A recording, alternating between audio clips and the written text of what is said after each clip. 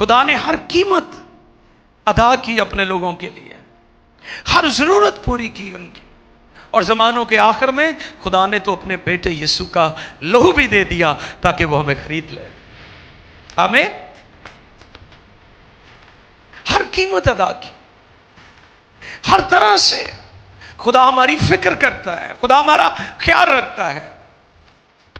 जब तक बनी इस्राएल खुदा से लिपटे रहे, खुदा के साथ जुड़े रहे, क्या उन्हें कमी हुई कोई?